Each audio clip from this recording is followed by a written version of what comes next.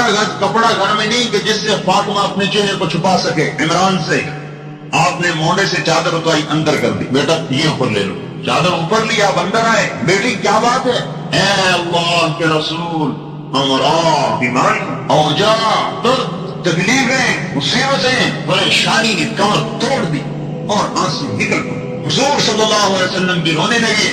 بیٹی مت رو, تیرا باپ بھی 3 دن سے بھوکا ہے.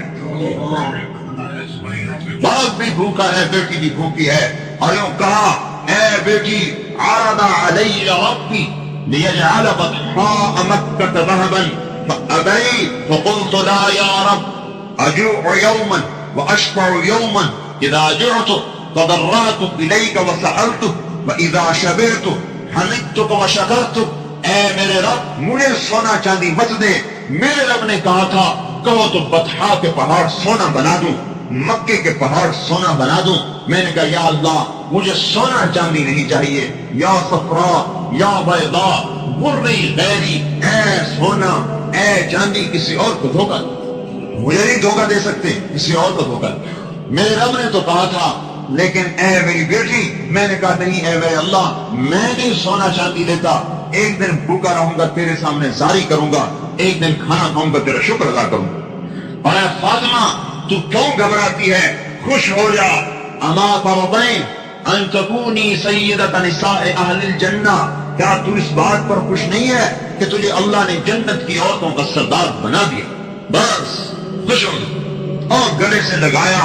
اور حضرت فاطمہ جو پھوٹ پھوٹ کے روئی, بس اوپر سے اللہ تعالیٰ نے جبریل علیہ السلام کو اتار کہ خوشخبری دے دو فاطمہ کو کہ ہم نے اسے جنت کی عورتوں کا سردار بنا دیا. اور ایک حدیث میں آتا ہے, ایک اسد صحابی کا قول, ابن عباس کا قول, کہ جنت میں ایک چمک اٹھے گی سورج کی طرح. تو جنت والے داروغہ رضوان سے کہیں گے, اے رضوان, ہم نے تو سنا تھا جنت میں سورج نہیں ہوگا, آج یہ سورج کہاں سے چمک رہا ہے؟ تو رضوان فرمائیں گے, ارے بھائی, یہ سورج کی چمک نہیں, یہ تو علی و فاطمہ مسکرا رہے ہیں, ان کے دانتوں کی چمک سے روشنی اٹھ رہی ہے. مقابلہ ڈالا, بتا علی کیا لیتا ہے؟ بیٹی کی بھوک سامنے ہے, علی کی بھی بھوک سامنے ہے, ایک سخت سردی ہے, آپ گھر سے نکلتے ہیں, حضرت علی پریشانی میں ٹہل رہے ہیں. علی, ماں اخرجک, کس چیز نے نکالا تجھے اس حال میں, اس سردی میں؟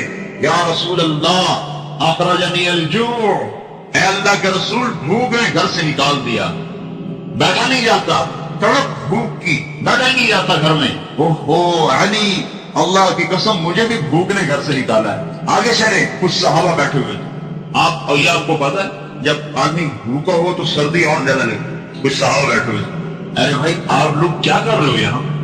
یا رسول اللہ, کیا کریں, بھوک کی شدت تھی, گھر میں بیٹھا نہیں گیا باہر. اس پر حضور صلی اللہ علیہ وسلم کو ترس آیا. سامنے کھجور کا درخت کھڑا تھا, سردی کا زمانہ. آپ نے کہا علی, اس کھجور کے پاس جاؤ اور اس سے کہو کہ تمہیں اللہ کا رسول کہتا ہے ہمیں کھجوریں کھلاؤ. بھائی وہاں تو مانتے تھے, عقلی دلیلیں, عقلی گھوڑے نہیں دوڑاتے. عقلی گھوڑے جب آدمی قرآن حدیث کے سامنے دوڑاتا ہے تو پھر وہ گمراہ ہو جاتا ہے. جو آدمی قرآن حدیث میں عقلی گھوڑے دوڑاتا ہے وہ گمراہ ہو جاتا ہے.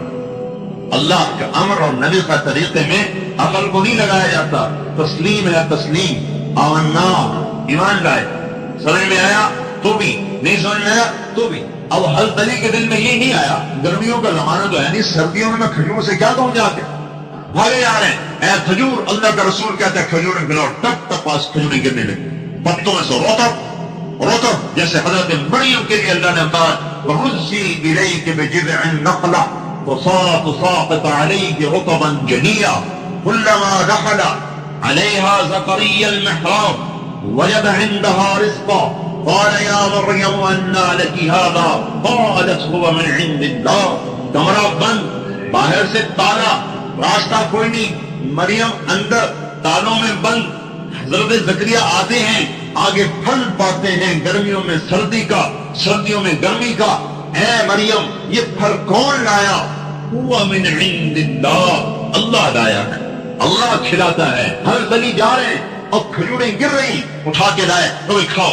ان کو بھی کھلایا, خود بھی کھایا, علی کو بھی کھلایا, بچ گئی. کہا جاؤ فاطمہ کو دے کے, وہ کی ہو. ہر طریقے سے مقابلہ ڈال رہے ہیں, بتاؤ کیا لیتا ہے.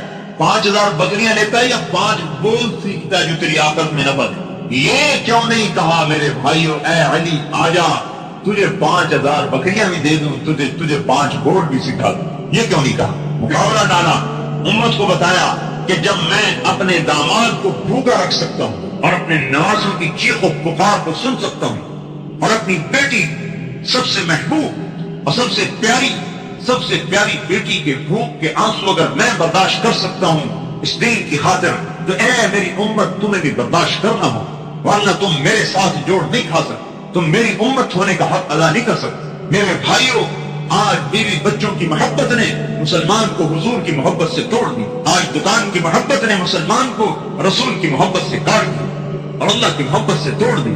اور صحابہ کہتے تھے نفدیک بأمہاتنا و آبائنا یا رسول اللہ، اے اللہ کے رسول ہمارے ماں باپ آپ پر قربان ہو جائیں۔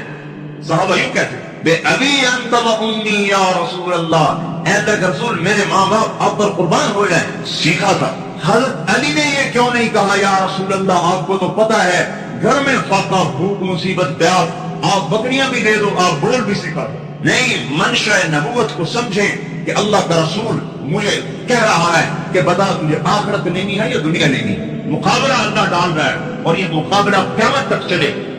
خواہش امر اللہ کا، ضرورت ادھر سنت، ادھر برادری ادھر امر، ادھر حکومت ادھر امر، ادھر کرسی ادھر امر، ادھر روزی ادھر امر، ادھر اپنی حاجات ادھر اللہ کا حکم۔ ایک کو توڑے گا یا اللہ کا امر توڑ یا ضرورت کو توڑ، یا نبی کی سنت کو توڑ یا اپنی برادری کو توڑ، یا اللہ کے حکم کو پکڑو یا بیوی کو پکڑو، یا اللہ کے حکم کو قربان کرو یا بیوی کو قربان کرو یا بچوں کو قربان کرو۔ ایک کو قربان کرنا پڑے۔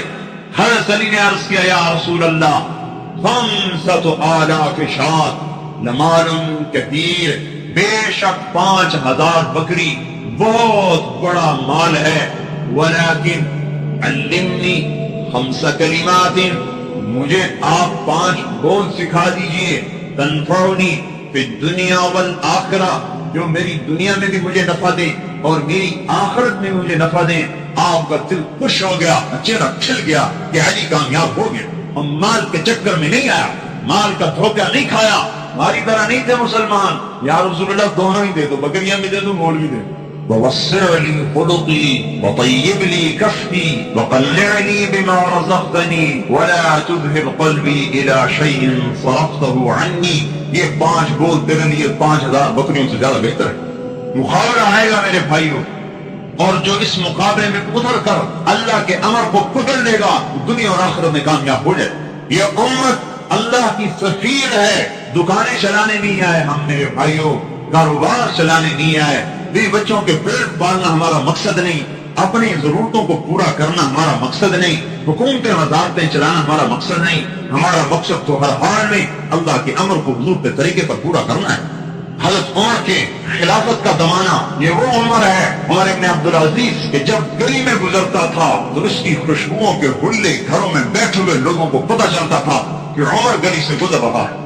ایسا حسن و جمال تھا کہ چہرے پر آنکھ نہیں ٹکتی تھی، اور ایسی نخرے والی چال تھی کہ جو دیکھتا تھا دنگ ہوتا تھا، اور لمبا عبا ہوتی تھی جو زمین پہ گھسٹتی ہوئی جاتی تھی۔ ایک دفعہ ایک بزرگ نے راستے میں ٹوک دیا، اے عمر دیکھو اپنے ٹخنے سے پوچھا کرو کپڑے کو۔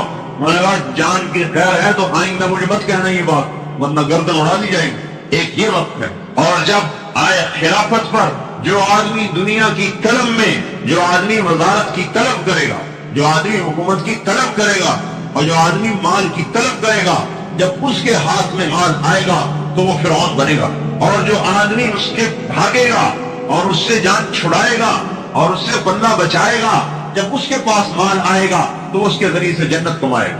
جب سلیمان مرنے لگا تو رجاء ابن حیوہ نے کہا کوئی کام کر جا جس سے تیری آخرت بن جائے۔ تو کیا کروں؟